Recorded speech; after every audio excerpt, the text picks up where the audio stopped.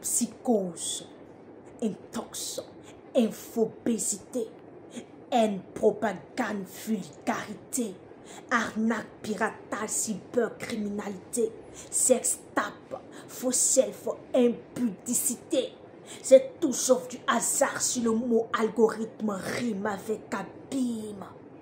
Embarqué dans une prison virtuelle où le bourreau est l'avocat de la victime. Les réseaux sociaux ont fait de l'homme un torpilleur personnel. Voilà qu'il se brûle les ailes sous les flammes du virtuel. Tic-tac.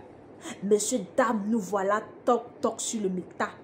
Du monde réel au monde virtuel, c'était un voyage parfois personnel.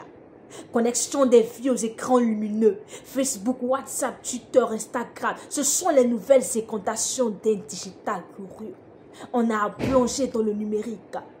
On a tissé des liens au-delà des frontières. On a franchi la sphère entière. On collectionne des likes comme des trophées. On traque des vues comme des preuves d'existence et l'intimité est crucifiée sur l'autel de la notoriété. Derrière l'écran, qui regarde? Qui récupère nos messages, nos informations personnelles. On croit maîtriser nos vies, mais à chaque clic, on laisse une trace. À chaque réaction, on vend un morceau de nous. À chaque live, on livre des informations au ventouré aux ennemis.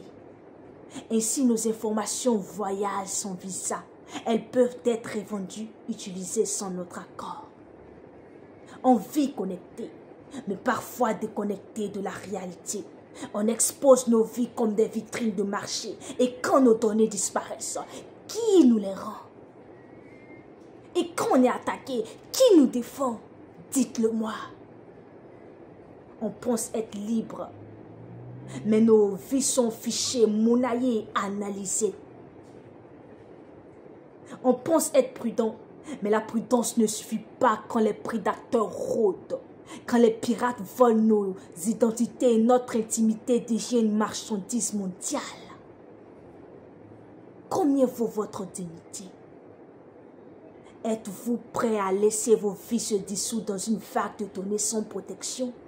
Dites-le moi. Apprenons donc à verrouiller nos portes numériques. Dans ce monde virtuel, les bourreaux n'ont pas de visage. Ils traquent tous ceux qui laissent leurs portes ouvertes. Le virtuel ne doit pas dicter nos vies.